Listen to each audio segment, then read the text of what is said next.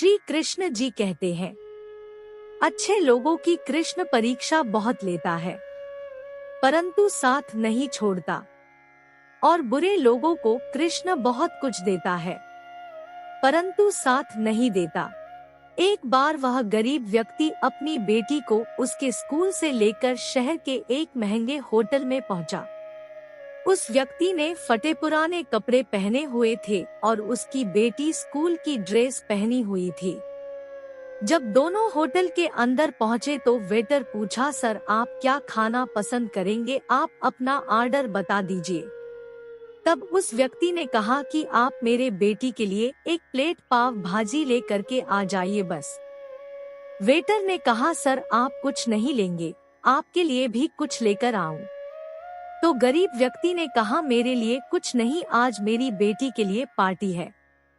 मैंने इससे वादा किया था कि अगर तुम इस जिले में 10th क्लास में टॉप करोगी तो तुम्हें मैं सबसे महंगे होटल में पार्टी दूंगा, तो आप सिर्फ बच्चे के लिए पाव भाजी ले आइए।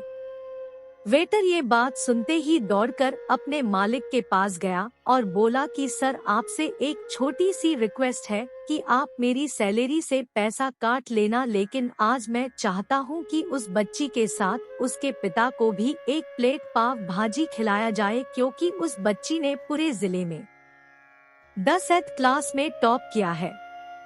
वह गरीब पिता है, ज्यादा पैसे नहीं होंगे, इसलिए कह रहा है सिर्फ बच्ची के लिए ले आओ। होटल के मालिक ने जब ये बात सुनी तो मुस्कुराते हुए बोला, तुम उसके पिता के लिए भी पाव भाजी लेकर जाओ, उसके लिए भी लेकर जाओ, पैसे मत लेना, 4 से 5 पाव भाजी पैक करवा कर ले जाओ और 2 से 3 किलो मिठाई भी लेकर जाओ और उनसे कहना ये पार्टी होटल की तरफ से है, आप ये मिठाई ले जाइए और जश्न मनाइए। जब वेटर ने 2 प्लेट पाव भाजी लेकर गया तो वह व्यक्ति चौंक गया और बोला, मैंने तो एक ही मंगाई थी, मेरे पास पैसे नहीं है। वेटर बोला, अरे सर शर्मिंदा मत कीजिए, ये पार्टी होटल की तरफ से है, आपकी बेटी, हमारी बेटी ने टॉप किया है, ये मिठाइयाँ लेकर जाइए और जश्न मनाइए। पिता और बेटी खुश हो गए और चले गए। कई साल बीत गए, उस गरीब पिता की लड़की अब यूपीएससी की तैयारी करके कलेक्टर बन चुकी थी और इत्तेफाक से उसी शहर में उसकी पोस्टिंग हुई थी। उस लड़की ने उस होटल में सूचना पहुंचा दी कि मैं उस होटल में लंच करने के लिए आ रही हूं।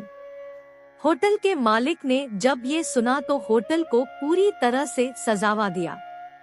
गांव में ये बात पूरी तरह से फैल गई और कस्बे के सभी लोग उन्हें देखने के लिए आने लगे।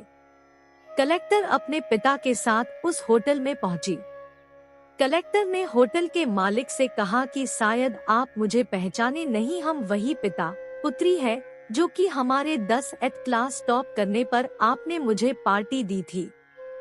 हम वही पिता पुत्री है, आज फिर से आए हैं और आज पार्टी हम देंगे आपको, आपके पूरे स्टाफ को और पूरे गांव को, क्योंकि आपने गरीबी का सम्मान किया है।